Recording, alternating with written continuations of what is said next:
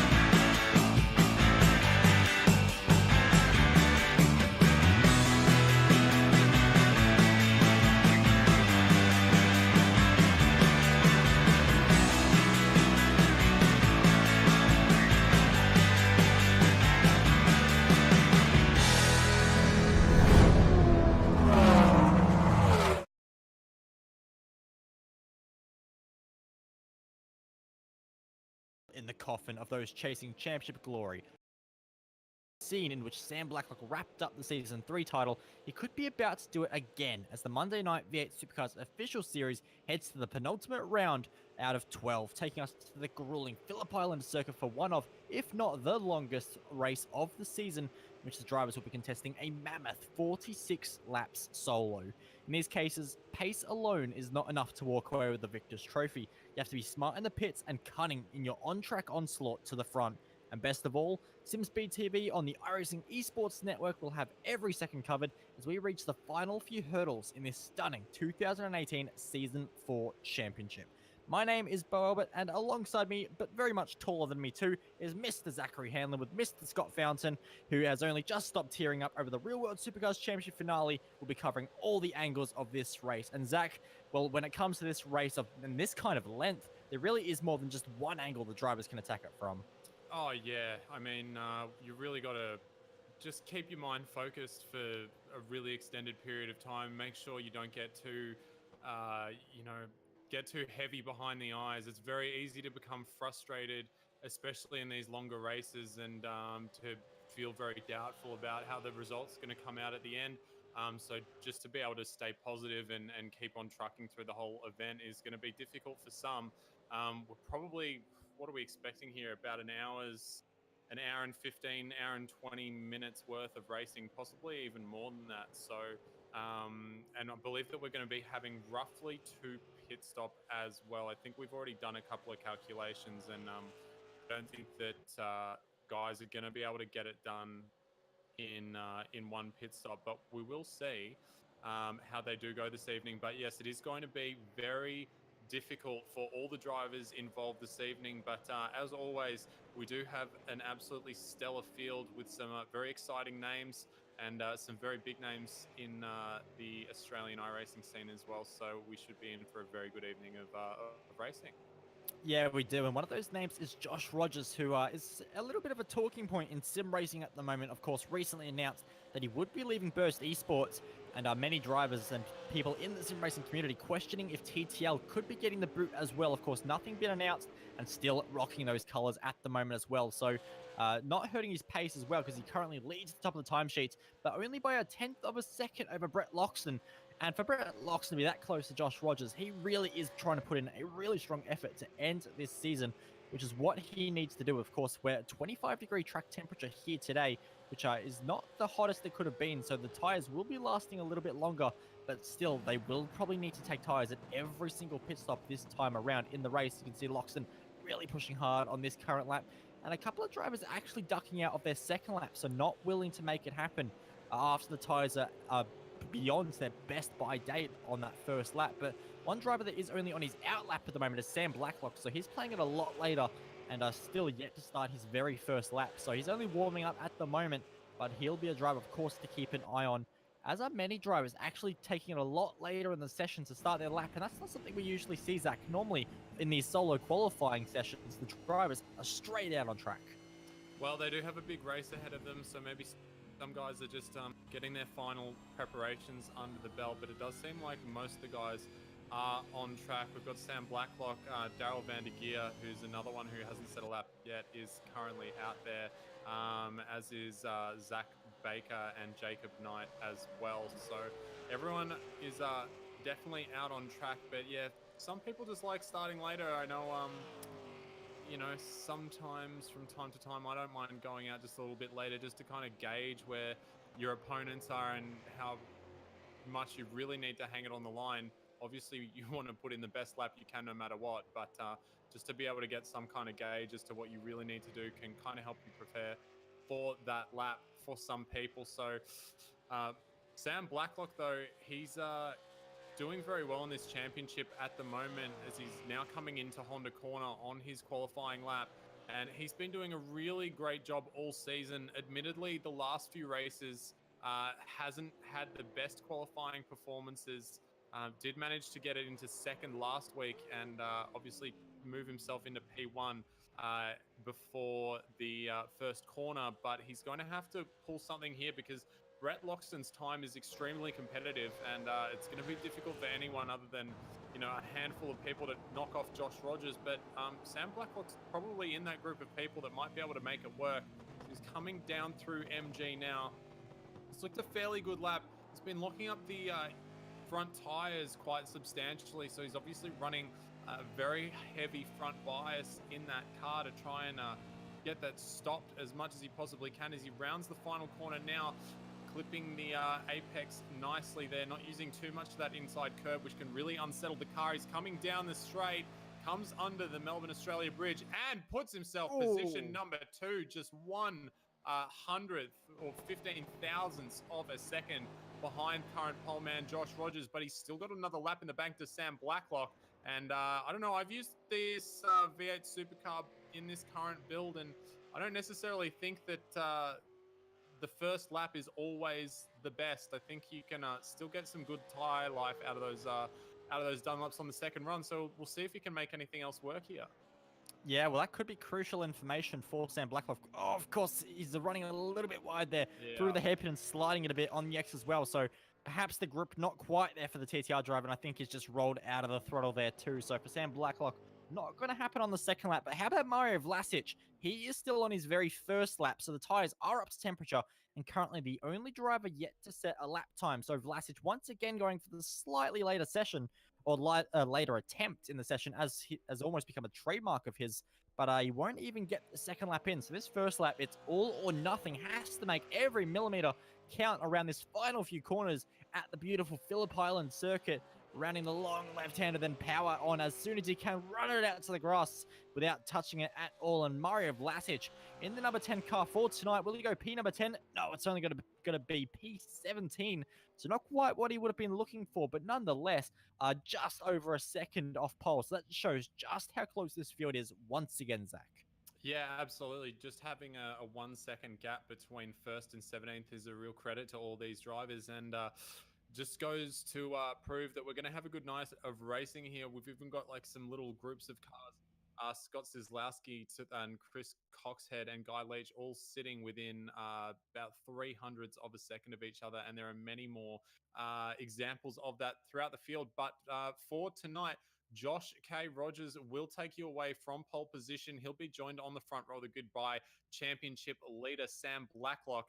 The man chasing down Sam, Brett Loxton, will start from position number 3. So it's going to be a very interesting battle throughout this race. And the young man, Cooper Webster from Evolution Racing Team, will start from position number 4. Jackson Harlow, who's been putting in some good performances, will start P number 5 against his best mate in racing. So from what we've seen the last few weeks, Harley Haber. So that's going to be pretty interesting the first few laps. Brady Myers and Brenton Hobson will take out row number 4 with Thomas McMillan and James Duckworth rounding out the top 10. Row number 6 will contest of Carl Stokes and Ross Rizzo, who's making yet another start. So he's becoming a bit of a regular, which is great to see. One driver that is already a regular is Steve Jansen. He's going to line up in position number 13 ahead of Scott Zizlowski and Guy Leach for your top 15. Chris Coxhead will kick things off on row number 8 in P number 16 with Mario Vlasic alongside, and Jacob Knight, in position number 18. Brendan Jackson will line up in 19th ahead of Sam Sutton, who's making a return to the series as well, but a little bit further down than he perhaps would have liked, with David Miller, Martin Hallinan, Zach Baker, and Daryl Van Den Geer lining up for the 24 cars that will make up 46 laps here at Phillip Island.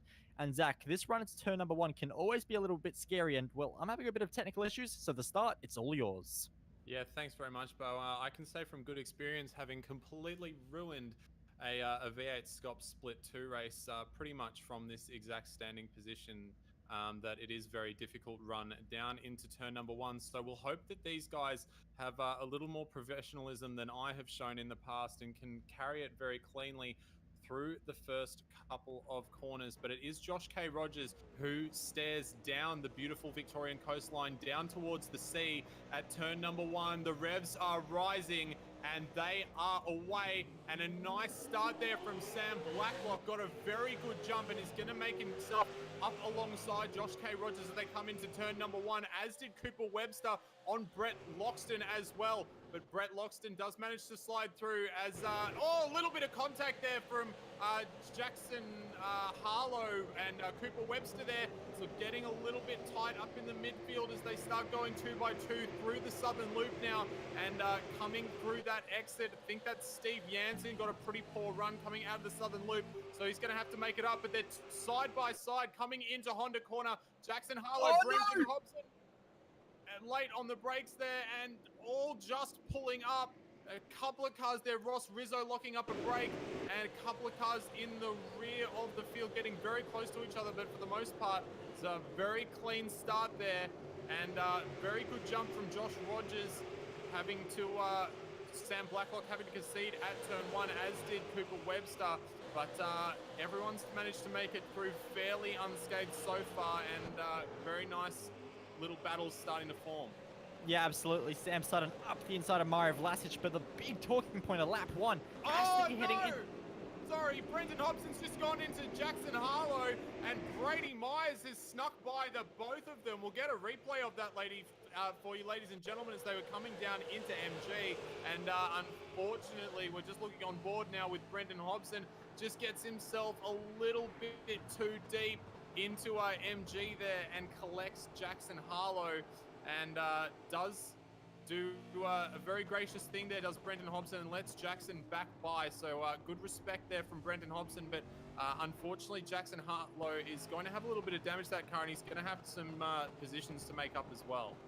Yeah, he will, as Steve Jansen tries to go the long way around the outside at turn number 1. Does not work and only leaves himself vulnerable to Carl Stokes, who had a massive moment at turn number 1 on the very... sorry, not turn number 1.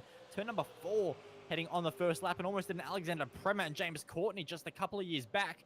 You can see they're trying to go the long way around the outside. Look at them all just bottlenecking at this hairpin, all different braking boxes. And Steve Jansen goes up the inside, around the middle. Shades of Ricardo Zonta, Mika Hakkinen, and Michael Schumacher at Spa, heading into the hairpin. This mid-pack is not dying down at all. You can see Brendan Jackson now looking up the inside of Sam Sutton, who's hung out to dry on the outside, but will now, for the second lap in a row, have to go side by side through Hayshed. So this mid-pack refusing to let up at all. A little bit on the curve for Sam Sutton, leads him out a little bit wide, and now has to go the long way around the outside, heading into Lukey Heights. And this is a very sketchy part of the circuit, but Brendan Jackson all over the curb almost makes it happen as they fight now on the brakes. And again, Sam Sutton up the inside, so constantly changing positions. In this little mid-pack, it's the 7 versus the 17, and just in front of this pack as well, we have the driver Slosky making a pass on Coxhead as well, constantly changing, but for the race leaders, more importantly, Josh Rogers and Sam Blacklock off to a fantastic start, like you mentioned, Zach, already breaking away, and Cooper Webster and Ross Rizzo and Brett Loxton all struggling a little bit behind just to keep in contact. Yeah, I think Brett Loxton's really struggling.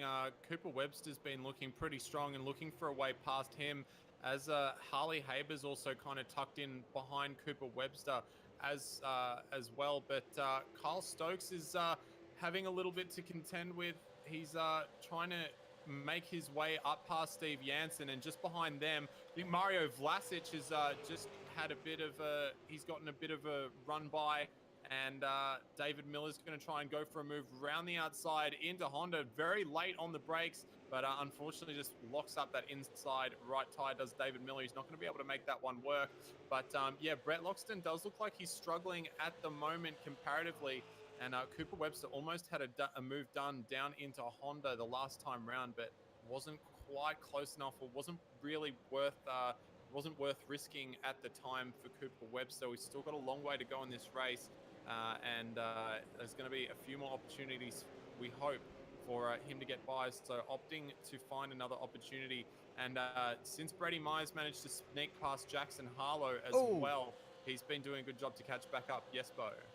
We have Carl Stokes off the road, and that was from a big hit at the back by Sam Sutton at the hairpin. I believe it's called MG, and unfortunately he has done all kinds of 360s. Back on the road now, but dumped all the way to last unceremoniously. So for Carl Stokes, it has not been the race he would have wanted. Off into the grass on lap number 1, off into the grass on lap number 3 as well. Yeah, that was very unfortunate there. I think Sam just got a little bit, a little bit eager under brakes there, and unfortunately knocked Kyle off into the dust. But just having a look now with Harley Haber, he starts to fall off Cooper Webster just a little bit, but still keeping in check with that little group of cars ahead. And it's important for him to keep that position and try and keep up with those guys, because we've seen the last few weeks himself and Jackson Harlow have really been going very hard in terms of door-to-door racing. So I'm sure that he knows that if Jackson gets up near him, and he's following Brady Myers at the moment, who's just one car behind Haber. If Jackson can get up to Haber there, then those guys are really going to be duking it out, and I'm sure that they'll be having a lot of fun while doing so. But for the sake of their races, they're probably not going to want to get too involved with each other for as long as they can. So be really good for Harley if he's able to keep himself where he is and just try and follow that little train there of Cooper Webster and Brett Loxton. But Brett Loxton does seem to have picked up the pace a little bit now. Lap times coming in a little bit more respectably and maintaining that gap up to Sam Blacklock, who's about 1.6 seconds up the road of him at the moment. So 129.9 for Loxton last time around and 129.8 for Blacklock. So definitely picked up the pace, has Brett Loxton, but he's going to have to find a little bit more if he gets back up into if he wants to get back up into the second position. Yeah, absolutely. So for him, the race is not over by any stretch of the imagination, because of course it is such a long race. It's a little bit of a different ball game to what we usually see. So all these drivers having to adjust their driving style, their aggression a little bit more as they all funnel into the Honda hairpin. Once again, you can see so many of the drivers locking up. One of the battles that is slowly heating up a little bit is Ross Rizzo, who has Guy Leach just behind, but Scott Zaslowski is all over the back of Guy Leach as well in the Valentino Rossi car once again. So Zaslowski had a bit of a slow start to the race, looked a bit under pressure in the early laps, but all of a sudden, he is the driver beginning to put a bit of pressure on it in the All-Star Motorsports Commodore. And you can see just diving a lot of different lines around this Phillip Island circuit. Of course, it's such a flowing circuit with so many different elevation changes and, of course, corners and different radiuses and cambers that you really can try all kinds of different things. But we will move our attention up to Brenton Hobson, who is in the battle with Jackson Susan Harlow. Of course, is trying to get to the back of Harley Haber just in front, but it's not happening. You can see that Brenton Hobson just trying a slightly wider entry to carry the speed a little bit more. You can see this long front straight getting closer and closer. Will the Synergy Sim Racing car, but being such a long race, will he go for the inside? It's Brenton Hobson, so we'll think about it, but nothing more than a think. He'll back out and once again just follow Jackson Harlow for another few laps. And the pace over the last few laps has been pretty respectable for Hobbo compared to Jackson. Only about 0.2 of a second quicker, so he's not losing a massive amount of time. But still, in a race long as this, you don't want to lose touch with the fast guys too early on. Yeah, well, it just starts compounding to an unrecoverable amount eventually.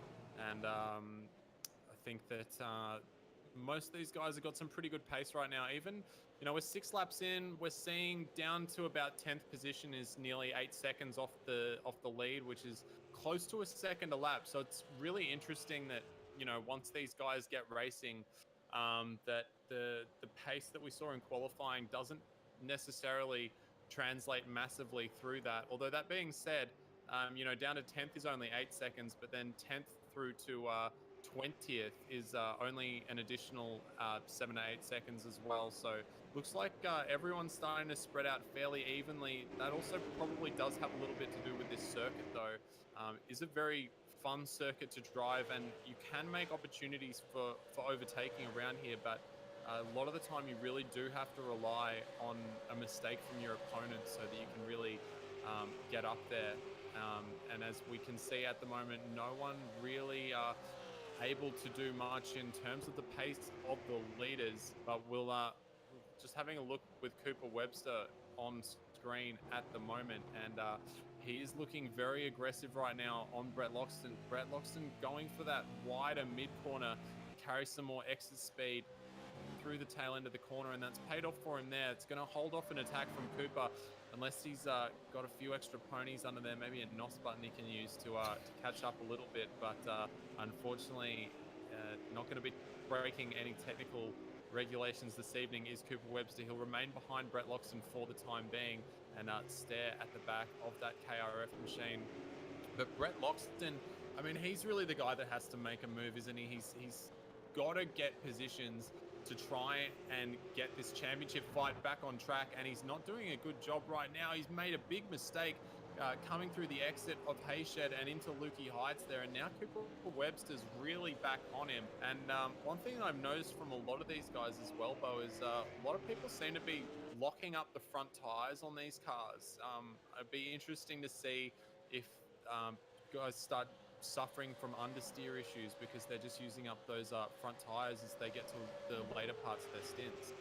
Well, you definitely have to think so, wouldn't you? Of course, Phillip Island being such a high-load circuit with all these fast corners where you're putting so much stress through the car, as we are looking at Scott Sislowski, who's right underneath the rear wing of that Guy Leach there. We'll see what he decides to do into towards turn number 1. He's going to look up the inside, and he's going to brake so much later. He's in a different postcode on the brakes, and he will almost get the overlap, but Guy Leach thinks about it, trying to sneak it up the inside once more, but can't do anything about it. So Sislowski makes the move happen. But we'll see what can happen as well. Up the front as well, it's getting a little bit close with the drivers, including Thomas McMillan and Ross Rizzo, with also, I believe that's James Duckworth, who's just blinking in and out just a little bit in front as well. These guys are all very close. This little back of the field is very, very tight. But there we go. McMillan locking the brakes. Duckworth locking the brakes. They're all just pinching it a bit. And look at Sislowski almost getting turned by Guy Leach there.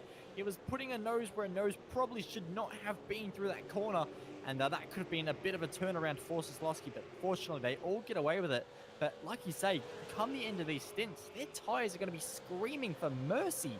And it could very well be a case of who's preserving the tyres best. And well, I'm noticing the lead between Josh Rogers and Blacklock is now stretched out to a bit over a second. I'm just wondering if Blacklock is maybe saving tyres just a little bit in an effort to go a little bit longer than Rogers and really pull the margin back late in the race, when sometimes we have seen Rogers be a little bit weaker. Yeah, I mean, it's really hard to say, isn't it? You know, Josh Rogers is very fast, and you know, Blacklock could be just keeping up with him. But we'll go with you now to Cooper Webster, because he's finally very close to the back of Brett Loxton now. If he can take a bit of a wider line here, he might be able to make an exit work and do something down into Honda. And he has been waiting for a move like this for a very long time. Unfortunately, I think he's just a little bit too far back once again. But as I was saying, with Josh, you just don't know how fast and how quickly he's going, whether you're driving against him or whether you're in the position that we are now where we're just observing. It's very difficult to tell just how hard he is going, because he could be going 100% or he could be going, you know, out on his just Sunday afternoon drive. So usually he's a man that always goes 100%. So we'll see if he does have anything to pull out of the bag later in the race. But Sam Blacklock definitely is going to have to think about something that he can do to try and just beat the absolute raw pace of Josh Rogers. And what you were saying about him conserving tyres, Bo, is definitely something that he can think about doing to try and outwit Josh rather than just going out on pure pace. Yeah, well, that could be the case, but at the moment, just having a look at Thomas McMillan as he wags the car through the penultimate corner, trying to get a run on James Duckworth, who has been locking up a little bit more than others and really starting to provide a bit of an opportunity heading in towards the Honda corner. Of course, we're a long way from Honda at the moment, plummeting down the first straight, heading towards the infamous turn number 1. But of course, for McMillan, he's not close enough. You can see just how powerful the slipstream is. And just having a look at the wind speeds, 28 kilometers an hour. So that's definitely going to be helping him quite a bit. But you can see the Duckworth just going a little bit slow on the mid corner through this long left-hander at Southern Loop. You can see McMillan just trying to wind the power on a little bit earlier, trying to get that run, but the rears start to slip, and the run is gone, but he's still got good pace, as Duckworth, again, with a few connection issues, not helping McMillan, but he's the closest he's ever been, positions the car to the right side, and McMillan will have to go late, have to commit to it, and just can't quite do it, but Duckworth goes too wide, again, just leaving the opportunity on the inside, but has the overlap now, coming into Siberia, used the camber of the road effectively. You can see McMillan takes a wide line, goes for the cutback, and he tries to get the run heading towards Hayshed. Can't quite do it though. He's got the run, but not enough to challenge. But will he have something heading in towards Lukey Heights before the big dive into MG late on the brakes? But now it's all about setting the run up. You can see it goes a little bit wide, and whether that was strategy or a mistake, I'm not quite sure. I'm going to say that was a mistake, because Ross Rizzo now looking even more threatening as he now pinches the rear brakes as they all funnel into MG, and that is just one lap of Phillip Island. You can see just how many opportunities there are if the driver in front makes a little mistake. Yeah, I think he was. I think he was trying to go for a bit of a strategy up in Lukey Heights there, but I think he did actually make a mistake in trying to accomplish that. So Thomas McMillan definitely looking to find his way past James Duckworth at the moment, but this train's really starting to heat up, and even Chris Coxhead's been looking not too bad, just sitting behind this group of cars. He's got 5 cars who he can clearly see up ahead of him, all within a second to a second and a half of each other. So he's kind of just big time chilling back there and waiting for something to kick off so that he can make something work here. But these guys are really starting to get pretty close right now, and McMillan once again is going to go for a move as they come down into Honda, but just backs out actually really early on that one, and is maybe going to try and go for something else. And once again, Duckworth very, very wide, locking up those brakes and just carrying a bucket of understeer through Honda corner there, and McMillan looking for a way past once again. And this time he's got better traction as he comes out of Siberia, so he might be able to make that move that he was trying to do last time if he can not mess it up. So he's probably going to try and run a little bit deeper and wider and push up to the inside of the track as they come over the hill now, so which is the outside. And there he goes for the dive, but just not quite close enough. Duckworth giving a nice respectful amount of racing room there. And this is really holding up this pack now. It gives a little bit of a bump, McMillan does to Duckworth. And now Ross Rizzo is looking behind, and big moment there for McMillan as he came through turn number 11. That's going to kill a lot of his mid-corner speed and his exit speed.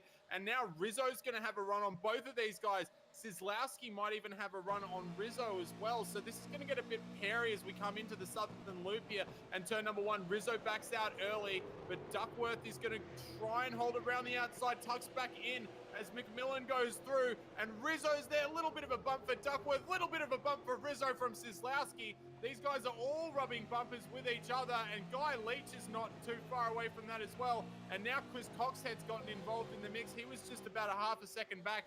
He's now all involved, and these guys up ahead. Rizzo now goes for the move on Duckworth. Very late on the brakes. If he doesn't pull it up, he's going to have trouble. He manages just skidding the car on the rear brakes there as they got all locked up.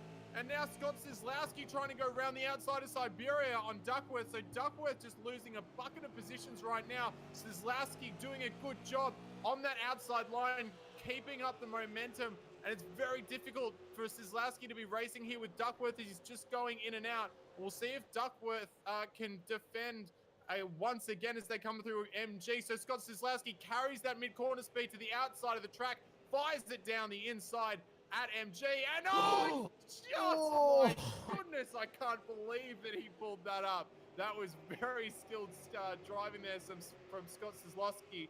And so himself, Ross Rizzo, and Thomas McMillan all make up positions on James Duckworth, who hasn't had the best lap. And now Guy Leach is coming down the main straight as well. Got a good run out of the final corner, did Guy Leach. And James Duckworth, he's going to go for the outside once again. Didn't pay off for him last time, but a little later on the brakes this time. Bye, Duckworth.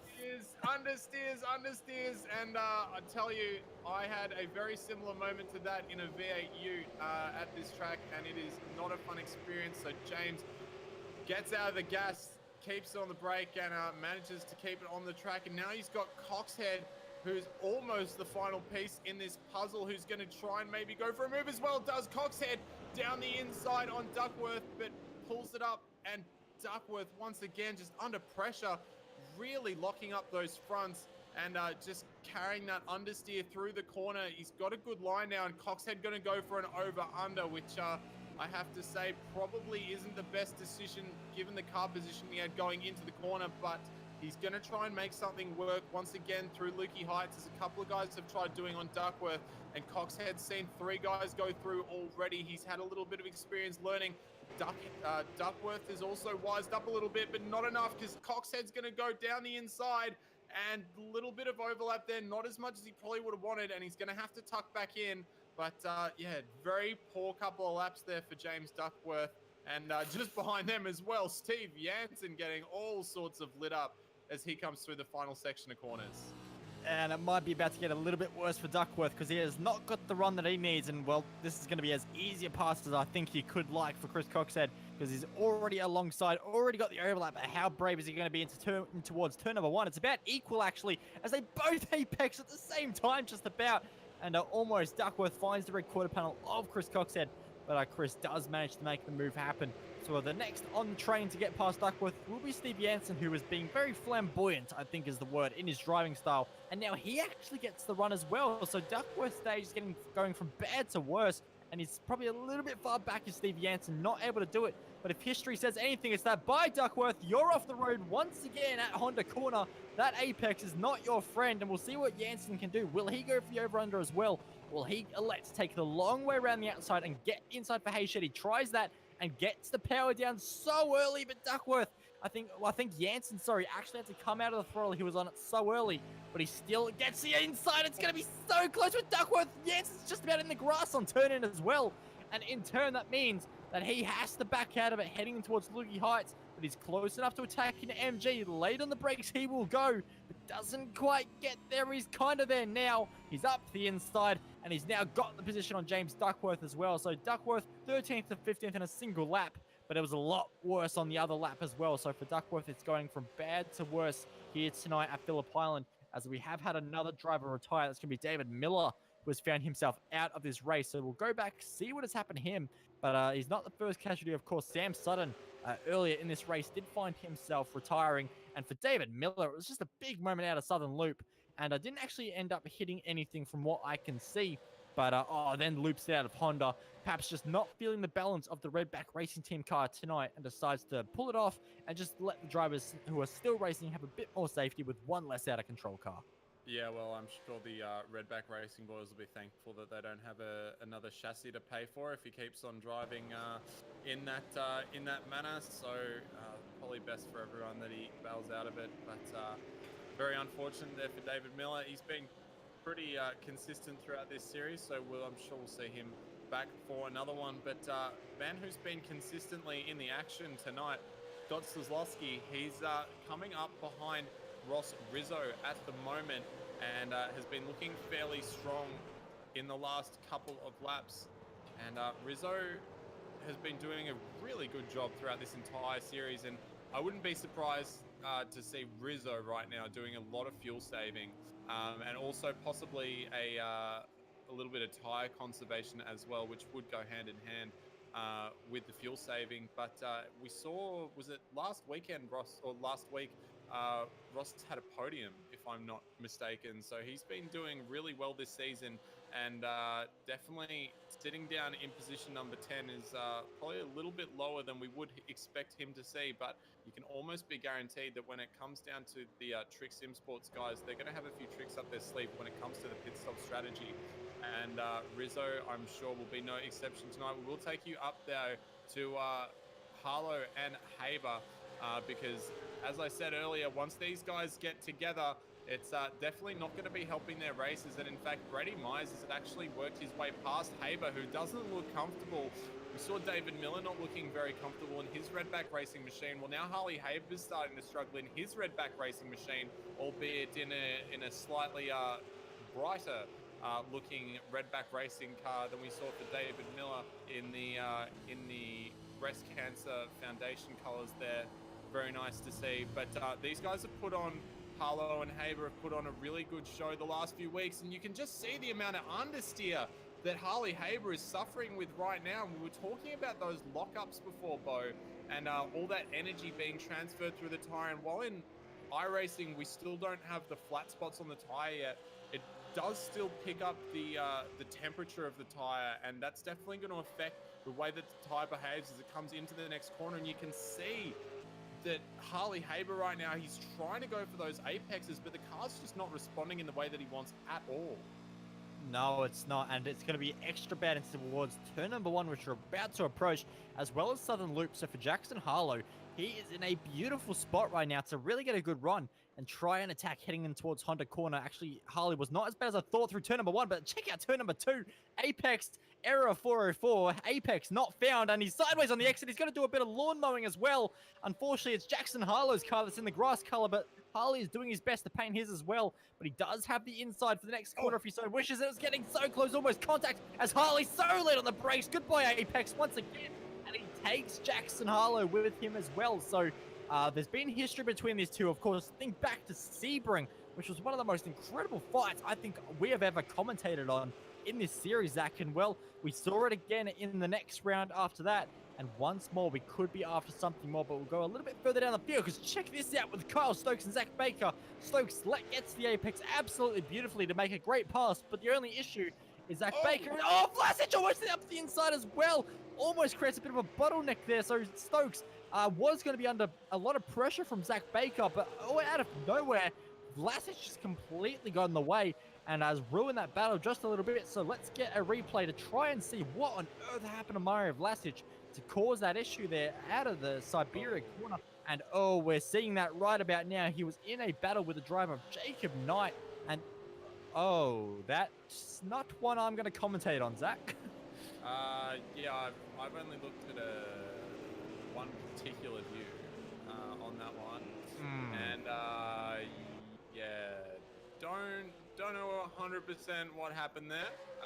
Yeah, we'll probably lots of wheel spin. Yeah, we'll probably say, for our sake, Bo, we'll probably just leave it at that and let the boys do the talking after the race if they choose to do so. But there have been some other very good battles. Right now, we're on board with Sislowski, who is still tucked up behind Ross Rizzo and has been looking very strong on the brakes as well. Is Scott Sislowski looking very good as he comes through Honda there, and has just been edging himself up bit by bit to the back of that Trick Sim Sports car. And as I said previously, Ross Rizzo could be doing a little bit of fuel saving here to try and make the second stint work a little better. But Vlasic is now coming under attack from Zach Baker, who was he actually just got back past Baker after being overtaken after having that unfortunate incident before. So he's now got Kyle Stokes up ahead of him, who he'll be looking to pass, and Zach Baker will probably try and follow Vlasic up as well, because Baker and Stokes were also having a good battle, although Kyle Stokes did get punted off very early in the race and is having a little bit of a recovery session in this one, and he's starting to hunt down James Duckworth, who's been definitely struggling for the last few laps and finds himself about 5 seconds behind Duckworth does Kyle Stokes. But the lead up at the front, ladies and gentlemen, we'll just touch on that for you quickly, because we are nearly 30 minutes into this race now. Lap number 19 of 46. Josh K. Rogers holding it strong out the front of the field. He's got a 4.5 second advantage over Sam Blacklock at the moment, who then carries a 2.4 second advantage over Brett Loxton.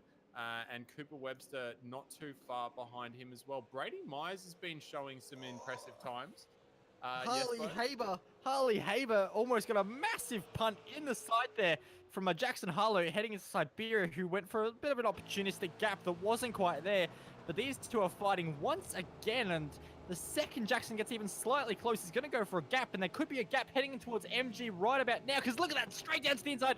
Very pointy car does Jackson Harlow have, but unfortunately the Redback Racing Team car has the track position at the moment, just able to defend where he needs to, but he is just suffering for the life of him that he cannot get the car turned in. That is the final corner. It's not too difficult to meet the apex, and he still didn't quite get it. A bit closer than he was on the previous lap, but just cannot get the car, the front end, where he needs, and losing speed, of course, with the slipstream advantage that Jackson has heading in towards turn number 1 now.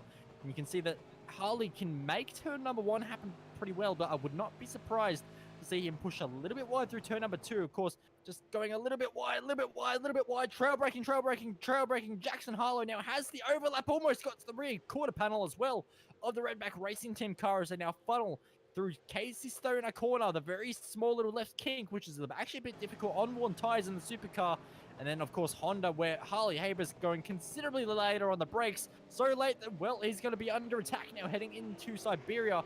But actually, in doing so, gets an okay run and might be able to defend. But Harlow goes for the gap that isn't quite there again and makes the gap. So he forces the door open. But that outside line with the camber of the road, Harley just able to use it and just pull away before Hayshed. Yeah, both these guys doing a really good job of being both defensive and attacking. And Harlow, once again, just taking any opportunity to show the nose and force Harley Haber into a mistake here, which is he's got the pace to keep it up at the moment. He can definitely make that a viable option. And Suzlowski just in the background on Ross Rizzo as well, getting very close to the rear of that car. Now Guy Leach and Chris Coxhead are starting to close up on those guys as well. So Ross Rizzo just bottlenecking this pack up a little bit now. Once again, we obviously saw those 5 cars within about a second and a half of each other earlier in the race. So definitely not afraid to get close to each other is this group of cars, but it does seem like McMillan's now got a little bit of a gap, about 0.6 of a second out from Ross Rizzo, and Scott Solowski's really been looking for a way past the last few laps, and he might even be looking to get up there with his All-Star Motorsports teammate and look to make a bit of a breakaway from this pack that they have here. So Solowski, once again, nice exit. We've seen him excellent under brakes coming into Honda. He's about a car length and a half back, which I fear is just a little bit too much. You can see how much of that he closes back up in the braking zone. A little bit of a late apex there, not actually quite meeting the apex of that corner, and loses a bit of ground to Rizzo. So a little bit of breathing space there. Yeah, Jackson Harlow's found his way past, and it was a big dive once again into Siberia down the inside, and actually they made contact. And how many times have we seen that?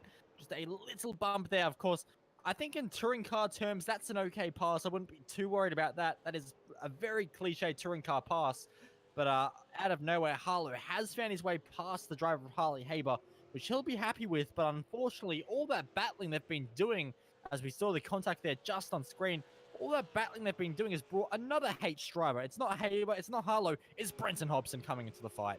Yeah, and Harley Haber's sitting in his favorite position, so Jackson Harlow is now.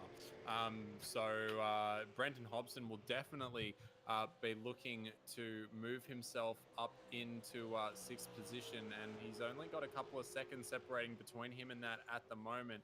But a man who's been struggling the last few laps, or the last part of this race really, James Duckworth, he's now coming up on Jacob Knight, who's in that BestJet sponsored car, number 17 car, as they come through turn number 1 and into turn number 2. Very late and wide entry there from James Duckworth. He's going to take some nice speed through there. We'll quickly just duck up to Scott Suzlowski, who's just ever so slightly closer to Ross Rizzo, but once again, just not quite close enough. And just going back to Duckworth and Knight, as Duckworth goes very, very deep, and just manages to pull it up, and kept the rears locked pretty much all the way through that braking zone, and able to pull it up and get the pass done on Jacob Knight there. And we will get a replay on board for you with that, ladies and gentlemen, because that was a bit of an experience there with James Duckworth as he came down into the braking zone there, hit the brakes just about the 150 board, and you can see just getting the rear of the car all sorts of loose, and turning left, turning right, turning left, turning right, just to keep it straight. Manages to clear it through the apex of the corner. So nice car control there from James Duckworth, and he moves himself up into 16th position. Yep, so we have our first cars in the pit lane now. I noticed a couple laps ago we had Mario Vlasic dive into the pits. Now we have Brenton Hobson, and so clearly the drivers are trying to split this race in two, but Hobson, who was just behind Jackson Harlow, of course, just behind Harley Haber, he's going for the undercut, and that could not be a bad shout. as one little battle that has closed up quite a bit in the last few laps has been Brett Loxton and Cooper Webster, as Loxton did have a fair gap over Webster, but that has just been slowly clawed back and back and back over the last few laps. Cooper Webster being one of the only few cars on the track to actually stay in the 1:30 bracket. So he's got a lot of pace in the Evolution Racing Team car. And the KRF car at the moment just looking a little bit more vulnerable as we head in towards the end of the stint. But being the halfway point in this race now, Zach, we could very well see a flurry of activity any moment now. Yeah, I think that's definitely the case. I was actually thinking before this race that there were too many laps to recover for these guys to do a one-stopper, but it seems pretty evident now that most of these guys are going to be trying for that. So we'll have to see how that plays out. If any guys have to do a little bit of saving in the second half of this race. But now Duckworth going for a move on Brendan Jackson, who comes across very late. Bang! And there's a bit of a hit there, and I can't say that was entirely on James Duckworth there. That was a bit of a messy affair from both of them. We do have a lot of cars on the pit lane now. Looks like we've got Josh Rogers, your race leader, Sam Blacklock in second, Brett Loxton in third position as well, have all come in, as has Cooper Webster, Jackson Harlow, Harley Haber, Brady Myers, Guy Leach, Chris Coxhead. So pretty much your entire top 8 there or thereabouts. We've also got Duckworth and Brendan Jackson coming into the pit lane as well. But there are a lot of drivers. The only ones who have stayed out so far of note, Tom McMillan, Ross Rizzo, Scott Solosky, Steve Jansen have all stayed out for the time being. So a couple of cars now coming out of the pit lane. Hard to see if... Hobson's jumped Haber, and he's going to jump Harlow as well. Harlow really thought about blocking there on Brenton Hobson, who was already up to racing speed. That undercut has worked perfectly for Brenton Hobson. And we've seen it happen many times throughout this series. And as we said before, that gap up to 6th place for Hobbo was only about 1.5 seconds. And the lap times that we're seeing from guys on the tyres at the moment, they're around 1.5 seconds to 2 seconds slower on those older tyres. So Brendan Hobson really utilising the strength of his fresh grip on those Dunlops and making his way up into position. Oh, McMillan spun the pits! McMillan has spun from the race lead. Of course, not the effective race lead, but braking for the pit lane. He's rotated the All-Star Motorsports Falcon, and he's going to get a speeding penalty as well, but he's just got his own penalty by completely ruining what could have been a great opportunity on a different strategy. Yes, he did. We'll just get a oh my God, he really overcooked that, didn't he? We'll just get a replay for you on screen, ladies and gentlemen. So, yeah, that was very unfortunate. And yeah, I suspect that he will be serving a penalty for that as well. And so he is, because he's been sitting there for a long time. But we'll go now to Jacob Knight, who is following James Duckworth, as they still have a little bit of a battle after this pit stop phase. But it looks like for the most part, Ross Rizzo's probably been the biggest winner out of the pit stop strategies there. He was sitting in about position number 11, I believe, before we came in for those pits. He's now sitting in position number 9. McMillan, the biggest loser, obviously, having made that mistake. Coxhead managed to get past Guy Leach in that pit stop phase, and obviously Brenton Hobson was able to get past Jackson Harlow and Harley Haber. So a couple of movers and shakers throughout the pit there, but no one doing anything absolutely extraordinary. No one jumping 6 to 10 places or anything like that crazy at the moment. Fastest pit stop, it looks like, was for Chris Coxhead, actually, a 49.4. And Ross Rizzo also about that, a 49.5. So those guys obviously on a very different strategy. Most other competitors took about 55 seconds in the lane, 54 to 53 seconds in the lane. So a significant drop in time there for Ross Rizzo and Chris Coxhead in the pit lane. And that's gotten them a couple of positions. I wonder, though, if they'll have to do much fuel saving in the second half of this race to try and make that strategy work for them. Well, they might have to, so we'll wait and see. But of course, pitting that extra lap might just about save them just to get to the end of the race without too much fuel saving. But another driver that has really won out through the pit stop phase has actually been Brady Myers. He was sitting in P5, I believe, before the stops, but he is just so much closer to the back of Cooper Webster and Brett Loxton, just a few car lengths in front as well. So for Brady, out of nowhere, he's in a fight for a podium if he can clear Cooper Webster. We know how quick Brady can be on his day. Of course, think back a couple of seasons ago to that amazing battle he had with Mark Mullen at Circuit Imola, I believe it was, where he almost, and Bathurst, of course, where he almost won the race, should have convincingly, but had a bit of an engine issue. Sorry, Brady, but nonetheless, another battle that has been happening and will always be happening involves the driver of Harley Haber. He always finds himself in a scrap, and he's not far away from the back of his longtime rival, Jackson Suzlin Harlow, who isn't far away from Brenton Hobson. And Zach, just for a second, you want to guess what position Brenton's in? Yeah, definitely. He'll be in 6th because that's his favorite position, and that's where he always wants to be, right? You would be correct. So Brenton does hold 6th at the moment, but I have to say, of course, he pitted 1 lap earlier than the rest of the field, so he does have to fuel save quite a lot in this final stint. How long will he be able to hold on? Because Jackson Suzlin Harlow has great pace. We know Harley Haber has great pace for the first half of the stint. So how is this little battle going to transpire for the top 6? I reckon it could be a fantastic fight in the coming few laps, especially once we get lap times in, as a Hobbo does a 30.5, a 30.4 for Harlow, and a 30.3 for Haber. So a perfect scrap as they all just close in bit by bit by bit. So we'll see how that transpires over the next few laps. But one driver that has to make a comeback is Thomas McMillan, who, of course, had that massive issue in the pit stop. We saw that he has a great car underneath him today, but unfortunately, he does have to find his way past now Guy Leach, who I have to say has been one of the absolute latest breakers in the Honda corner so far this race. Yeah, there's been a few of them, and it's one of those places where, you know, if you're really feeling confident on the pedal, you can do it. And Guy Leach has been doing a very good job of defending his position by doing so. But we've seen quite a few. Duckworth, we've seen Haber as well, and Harlow both going very deep into there.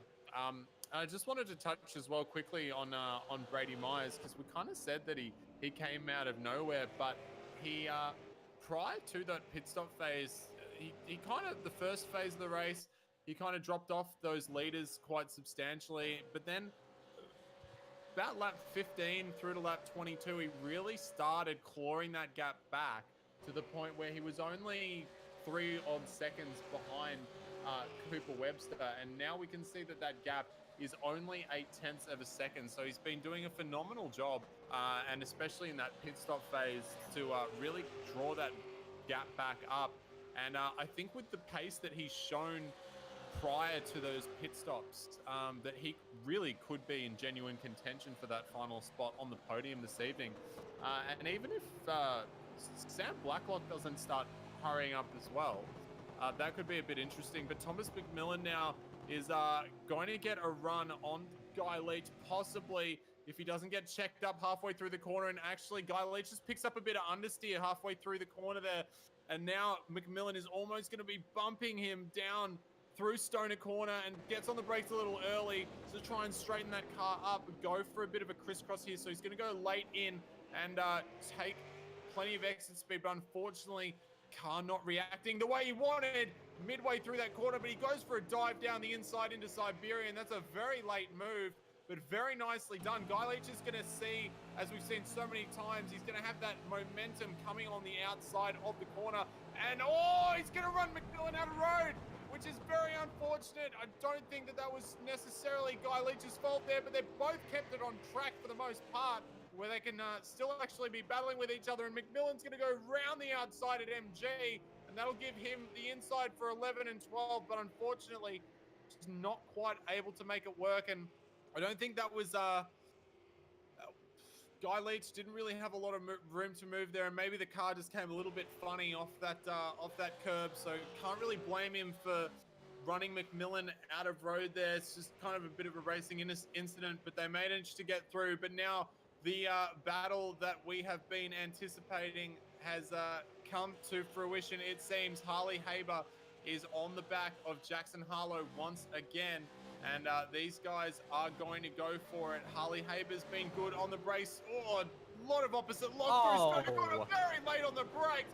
My Goodbye. goodness, that's way too late. And a little bit of a bump as he comes through on the inside there, but it is job done for Harley Haber.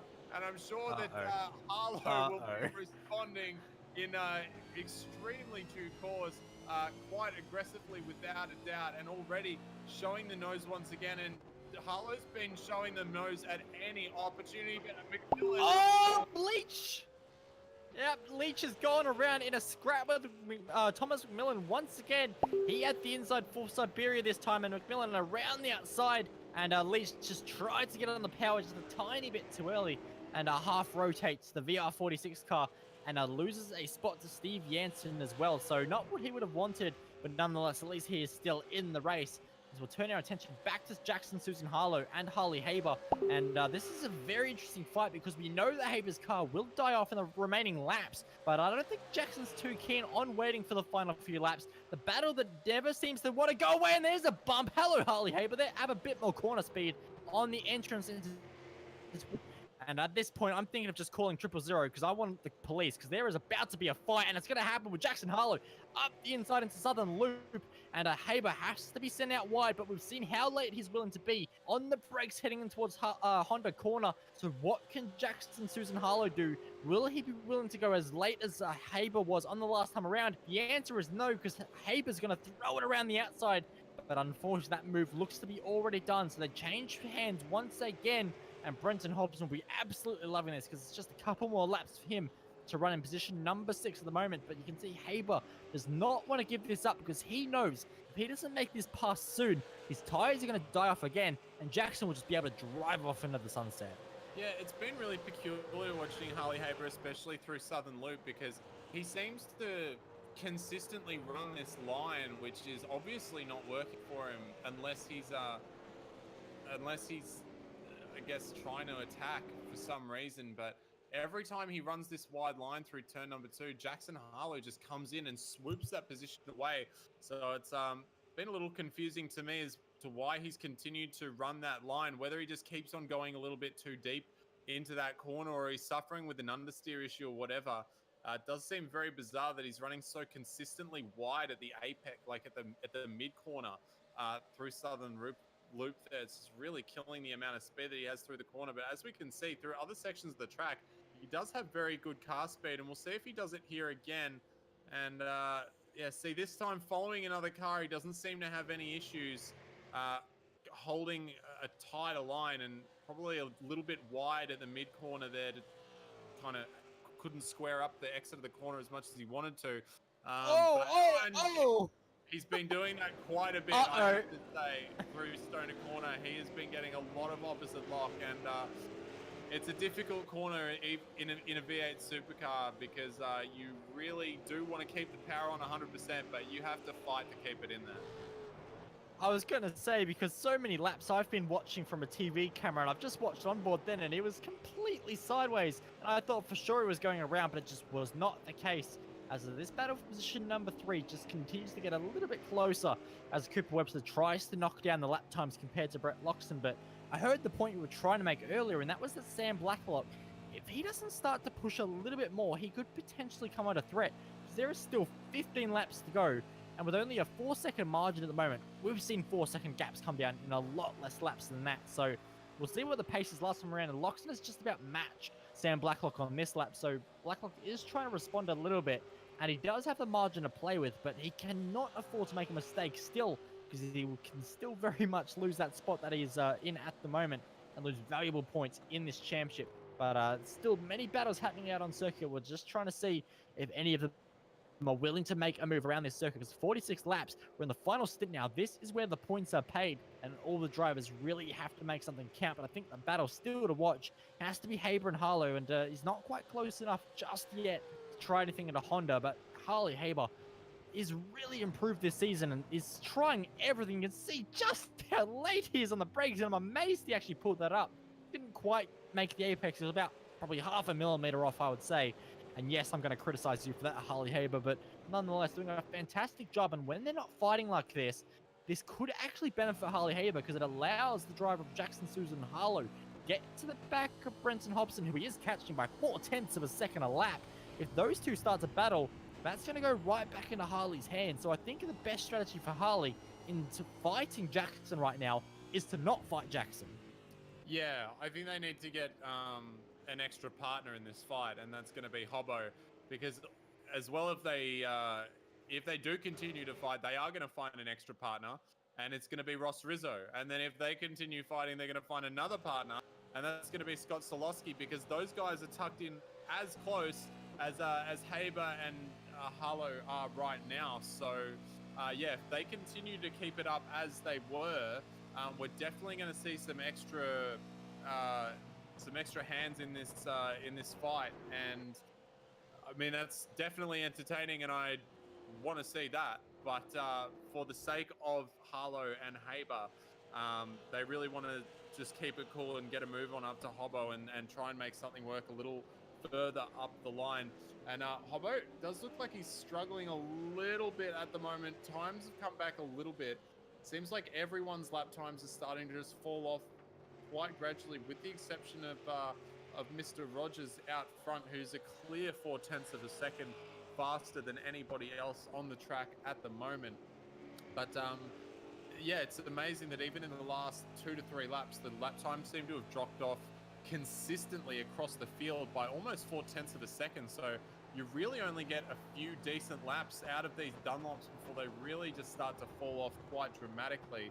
And you know, best laps for a lot of these guys are in the high 129s, and we're already in the high 1 minute 30s on these tires at the moment. Yes, it's quite a big drop-off, isn't it? And of course, that's not what you would like to see, especially when the drivers still have so many laps to go. Well, I mean, it's not what you like to see as a driver. Of course, you want the tires to be consistent throughout a stint, nice and predictable. For us as spectators, it's fantastic. The tires are constantly changing, the balance constantly moving in the car. They've got to play with their roll bars. Of course, we don't talk about that probably enough when broadcasting these series, is that the cars do actually have roll bar adjustments. You can change the balance consistently, as Cooper Webster still trying to reel in Brett Loxton, but still just not quite happening, and barely closed in at all in the last lap. Only 400ths of a second. So still a long way to go for Cooper Webster if he wants any chance of making a move for position number 3. But for Harley Haber, he's still trying to get to the back of Jackson Harlow, and a big slide once again through Stoner Corner. And you can see that they are now visibly making ground on the driver Brenton Hobson, who just cannot quite match the lap times of the two behind. And I actually just want to quickly point out that Harley and Jackson, identical lap times last time around. I'm reading a 1,000th of a second difference. Well, you're wrong. But I reckon that I'll give you that one, because 1,000th is definitely not a significant amount of time. But also, I've noticed that Scott Solosky just behind these guys is really starting to close up on Rizzo. Half a second was the amount of time that he was able to rein in on his competitor the last lap around, and definitely looking significantly closer than the last time he came through. So we'll see. They're about to come over the line once again, and we will see if we can grab some of these lap times for you, because it is very relevant at this stage in the race. So Hobbo a 31.1, Harlow a 30.8, Haber a 30.8, so closing in. Rizzo a 30.9, and Scott Szlosky actually a 31.0 that time around. So just marginally losing a tiny bit of ground, but still much closer than he has been in these last few laps to the back of Ross Rizzo. And just to give you some comparison, Sam Blacklock at the moment running 1:30.8, Brett Loxton, Cooper Webster running 1 minute 30.7, as is Brady Myers just behind them. So Brenton Hobson is really the definitely the slowest guy in the top 10 at the moment. And he's sitting in a bit of a vulnerable position, having 4 cars in such close succession lined up behind him, all waiting to snag away his favorite position. He's going to have the biggest battle for the rest of this race, I feel. However, there is always the chance that the guys behind him can start getting pretty hot and heavy with each other, and they have been doing so for the most part of this race. And we're now coming into the final chapter of this race.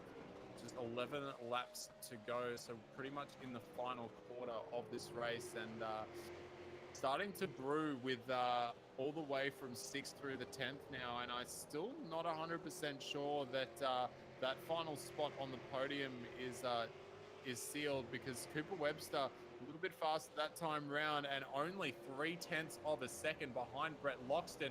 In fact, he might even have a little bit of a run here. Brett Loxton, he got a pretty good exit out of Southern Loop there, actually, so I think he's going to hold on this time around, but that gap has definitely been getting smaller and smaller, and Cooper Webster is a driver that just keeps on getting stronger the more that he comes out and he does these races. He's always getting better and moving himself up through these fields. And Brady Myers is also not very far away from them, although he hasn't been showing the promise that we were hoping we would see earlier. That being said, he did take 0.3 of a second out of Myers and Loxton on the last lap. And with 11 laps left to go, that's definitely enough time for him to make something work with those guys.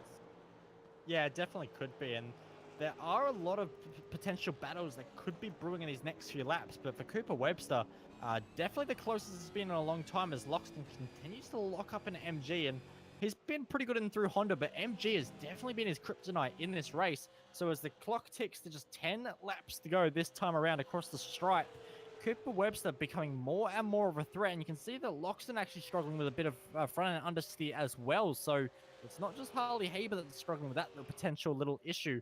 It's happening at the front of the field as well. So Cooper Webster using the slipstream beautifully through turn number 1, but doesn't quite get the run he probably wanted. But Loxton actually quite slow as well. So he's having a different issue entirely, actually, in hindsight, to Harley Haber. He's struggling a lot more through the right-handers than through the left-handers. You can see he's a lot better through the Southern Loop, but through turn number 1, he could just not stop the car how he would have wanted. We can see, though, Cooper Webster just closing, heading in towards Honda, and this could get a little bit worrying for Loxton, who locks the rear tires. All of a sudden, a bit of a snap there, and you can see the balance of the KRF Motorsports car getting worse and worse. We said that there was a chance they could get to the back of Sam Blacklock. I think now Brett Loxton is just survival. Hold on to this podium spot and get whatever points you can get to make sure you consolidate second in the championship. Of course, I can't remember the points off the top of my head, but for Brett Loxton, he can't afford to play it too safe. He's had a few probably off performances in the last few rounds, hasn't scored the points he really needed to, and all of a sudden that could open the door for someone like Cooper Webster, who has done all the rounds this season, has always performed strong. They could potentially snatch second in the title away.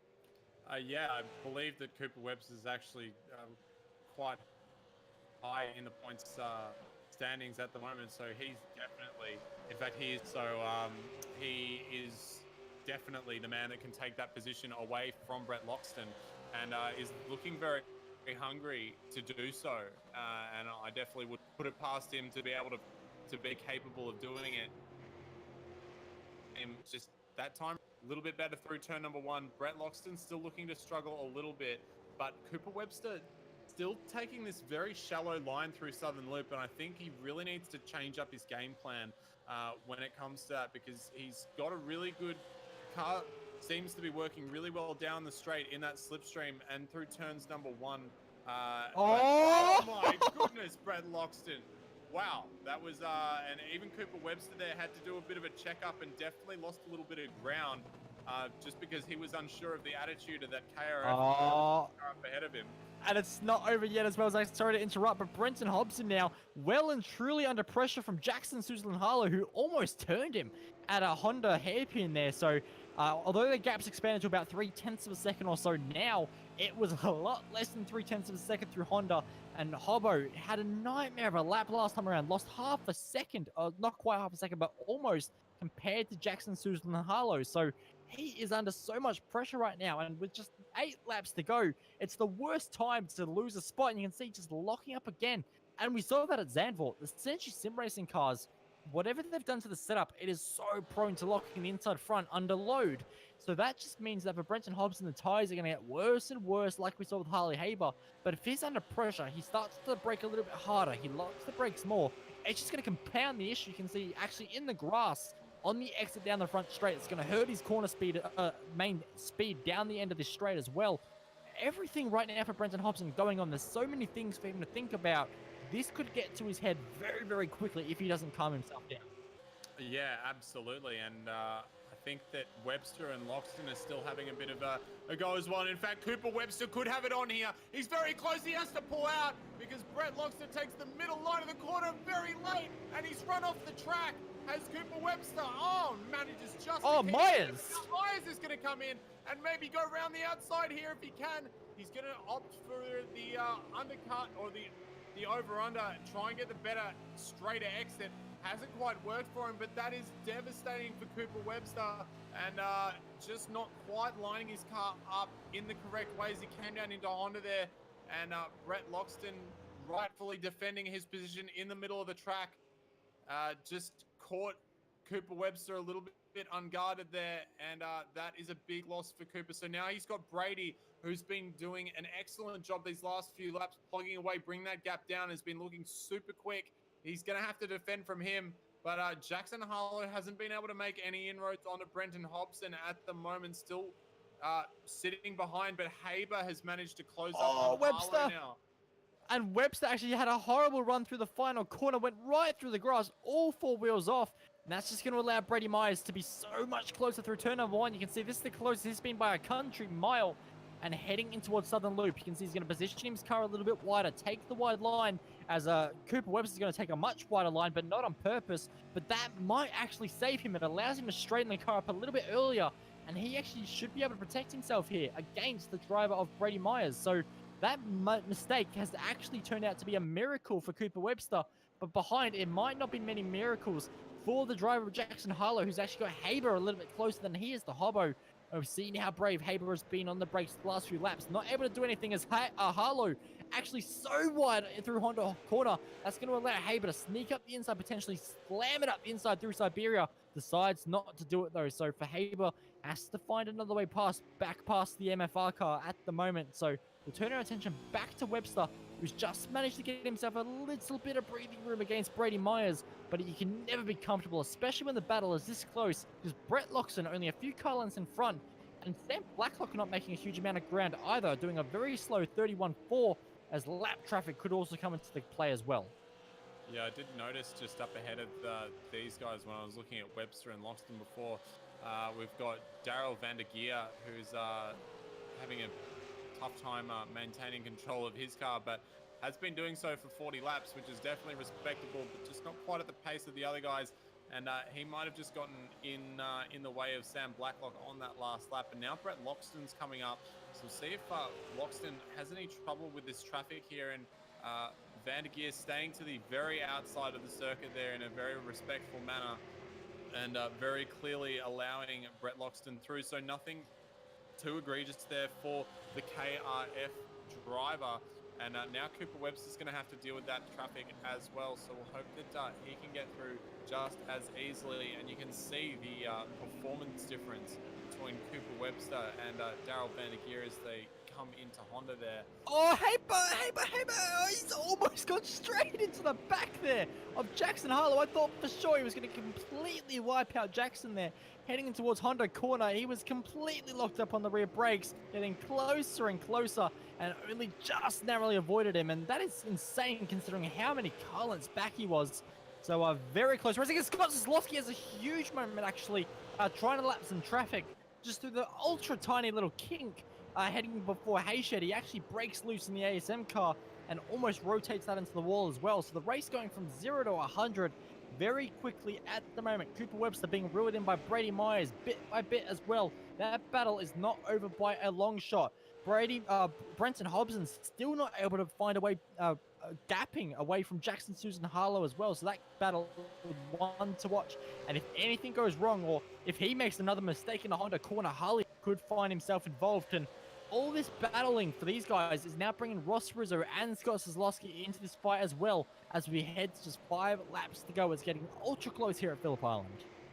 Yeah, I know. I knew we were going to have some pretty good racing tonight, but I didn't think that we would have so many cars within such succession of each other towards the end of this race. We've now been going for 1 hour and 5 minutes since we started this race. And we've still got a few laps to go. So for the racing to still be this close at the end, very impressive from all of these guys. And Harlow is trying to keep that gap close to Hobbo up ahead, but just not quite able to get the car up to where he needs to be to get that position change to happen. And Harley Haber definitely hasn't been helping the situation, applying that pressure. But you're right, Rizzo and Slosky now really getting in there. But Thomas McMillan has been closing in on Chris Coxhead at quite a rapid pace. And McMillan, who had big dramas earlier in the race when he spun in the pit lane, just goes to show that never give up attitude can pay off, because now he is coming up onto the back of Chris Coxhead for position number 11, which is definitely not too bad at all. And trying to get the moves done is McMillan. Not quite close enough this time by to make anything work, but he has been closing in at a fairly tremendous rate. And those two guys are actually, in fact, McMillan is the second fastest car on the track at the moment. He's only 0.3 of a second slower than the race leader at the moment, Josh K. Rogers. So very good performance from here. But Cooper Webster has also been bringing that gap down to Brett Loxton after that mistake earlier, and that gap is back down to under 1 second now. So those guys could be on it for it very soon as well. And again, Cooper's going to bring Brady in to that equation also. Oh, I'm more focused at the moment on this battle, including Brenton Hobson, Jackson Harlow, and Harley Habo. This is ultra close now because Ross Rizzo well and truly in this fight as well. It's a pure 4-car scrap for position number 6. And well, if anyone's going to hold it at the moment, it's rightfully Brenton Hobson. But for how much longer, I do have to wonder. He's constantly under pressure heading in towards turn number 1. But this back section of the circuit, I've got to say, he's actually looked okay. If he's going to be able to defend anywhere, I think this little section of the circuit could be the one to do, as McMillan tries around the outside of Hayshed. Not able to do it. Lukey Heights, though, is a different story, especially if you give a back bumper. Many back bumpers, actually, to the back of Chris Coxhead. Now looks to the inside of MG and will make the move happen. And by the looks of it, Coxhead leaving plenty of room and allowing McMillan through.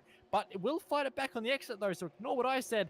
Coxhead will continue to scrap it out. McMillan gets a big wiggle on the outside and a bit of a slide to boot as well, which is going to hurt his run all the way through this final corner where you're constantly just building momentum, build momentum all the way to the exit.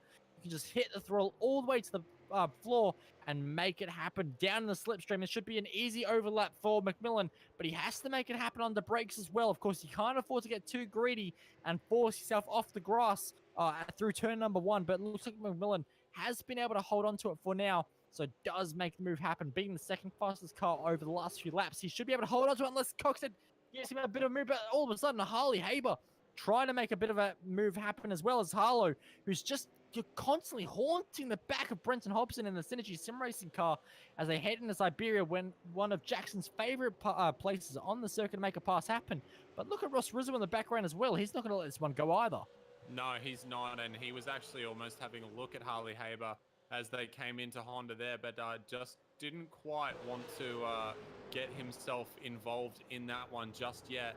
But Harlow has been looking very intense on the back of Hobson, and I reckon that if he doesn't, I mean, he's only got 2 laps now, so this is really do or die for these guys, and I'm sure that they are quite physically and mentally exhausted from this, so anything that they are going to do is going to be pretty desperate, and it's going to be very much interesting to watch. Not the best exit for Harlow out of the final corner, and looks like Hobson's going to be able to hold on just for the time being, but we will see as they come through Southern Loop, and very late on the brakes for Harlow as he comes in turn number 1, but taking the apex there nicely, carrying some decent mid-corner speed. He's just looking very confident on the brakes compared to Brendan Hobson at the moment, but still just not quite taking that wide line through the middle of the corner, and just gets it a little bit too aggressive on the accelerator, does Harlow, to try and make a move work out of the Southern Loop. So he's going to have to wait once again.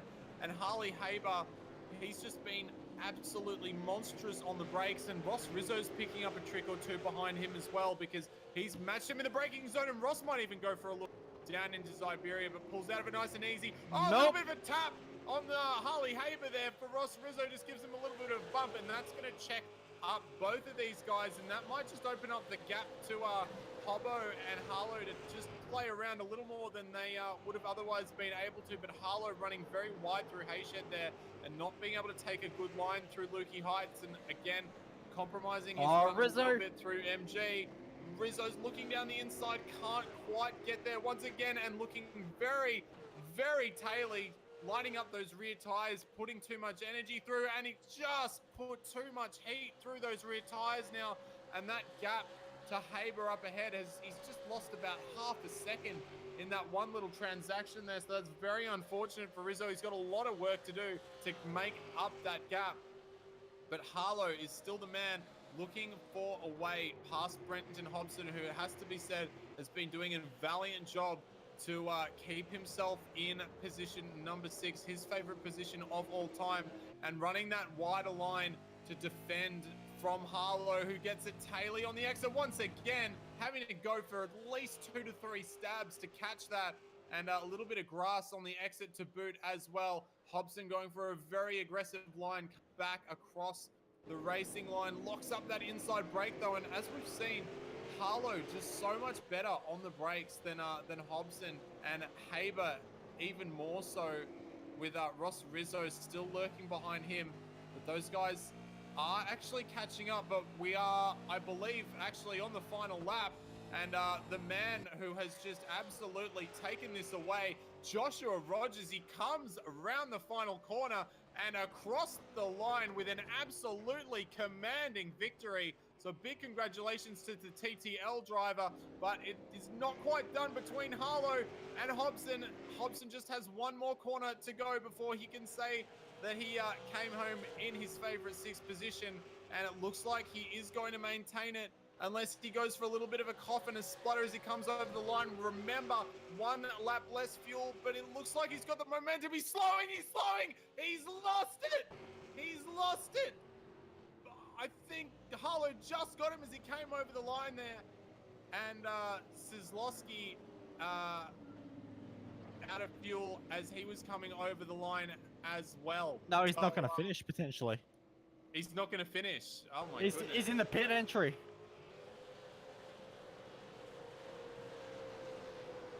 Wow. So just when we thought it was all said and done, I don't know why I made that mistake of calling it before the last corner, because every time that happens, somebody runs out of fuel, and it's something that we've seen so many times in this V8 Supercar Series, which just goes to prove how fine these guys were cutting it on the strategy this evening. Brenton Hobson, had he had, what, 100 mil more fuel in that car, he would have been able to come home in 6th position, but unfortunately for him, he wasn't. And yeah, very unfortunate, but that was a very long race there, Bo, and was actually very entertaining for a very substantial portion of that race. Yeah, it definitely was. And in the end, after 70 minutes of racing, it would be the TTL Esports Falcon of Joshua K. Rogers who would win. And pretty convincingly, it has to be said, in the end, of course, by 16.8 seconds over Sam Blacklock, who in the end only finished 0.8 of a second ahead of Brett Loxton. So they closed up right at the finish, but of course, Blacklock backing off on the final lap as well. Cooper Webster will bring it home in position number 4 for Evolution Race, team with Brady Myers making it 2 TTL cars in the top 5. Jackson Susan Harlow will come home in position number 6, just cruelly stealing it away in the dying few moments from Brenton Hobson, who does coast across the line just half a second away from what would have been his absolute favorite position. Harley Haber comes home in position number 8 with Ross Rizzo and Thomas McMillan recovering for your top 10. Yeah, then we had Chris Coxhead, who moved himself up from 16th into 11th. Nice job from him. Steve Jansen finished in position number 12. Guy Leach, after a bit of a half spin earlier in the race, which set him back a little bit, managed to recover up to 13th position.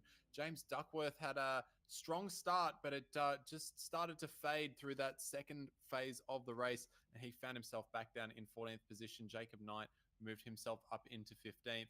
Kyle Stokes, he recovered fairly well after some big dramas early on, getting pushed off the circuit in the braking zone down at MG, came home in 16th position. Brendan Jackson in 17th, and Scott Solowski, unfortunately, running out of fuel on that final lap and just managing to scrape it over the line, it would seem. And then we had the first of our lap finishes. Mario Vlasic in 19th, Zach Baker in 20th position, Daryl Vandergeer in 21st, Martin Hallinan in 22nd, and then sorry, those guys were all a lap down, and then the first of our non-finishers, David Miller, who just decided to park it after a couple of unfortunate spins for him earlier in the race, and Sam Sutton also succumbing to the Phillip Island circuit as well, and only managing to complete 10 rotations down on the beautiful coast of the Bay of Victoria. And it was a absolutely fantastic race tonight, ladies and gentlemen. But Bo, I believe we have plenty more action to come here on the SimSpeed Network. Yeah, we definitely do. It's actually a little bit more of a quieter week, but nonetheless, still plenty happening here at SimSpeed TV, which of course includes on Friday night. We have the LeBlanc Australian Online Supercar Series at round 16. And I'm just looking at the broadcast. Apparently, it's at a to-be-announced track from what I can see. So perhaps a little bit of a mystery for the drivers there. So they want to prepare for the race, but who knows what track it could be. That's going to be a little bit of an interesting challenge for the drivers. And I believe also on this weekend, on a Sunday as well, we do have the V8 Scops. It's round number 15, and it's going all the way down to the finale. Road America, we've seen it decide so many championships, including that absolutely grandstand finish, including Madison Down in 2015, I believe it was. And who knows, maybe, just maybe, Jared Philsell and Ethan Gregot can make themselves into yet another close finish in the title points. But Zach, that's another round of this series done. And, well, we've only got one round left. I'm not 100% sure where it is. But nonetheless, if it's anything like the rest of the season has been, it should be another great race. Yeah, I don't think... I think there's only really one race this entire series, as in this season, that has been a bit so-so.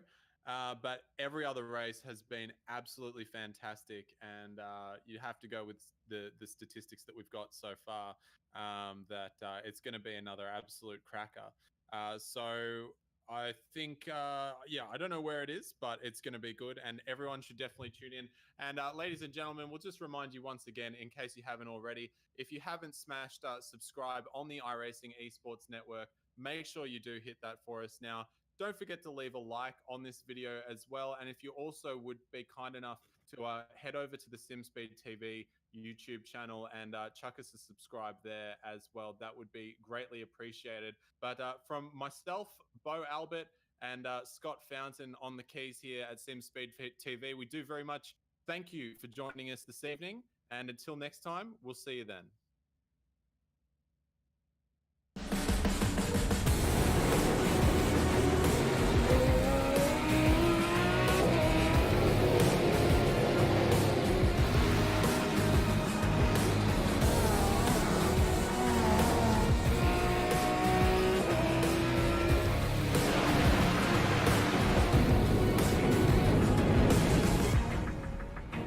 The following is a presentation of the iRacing Esports Network.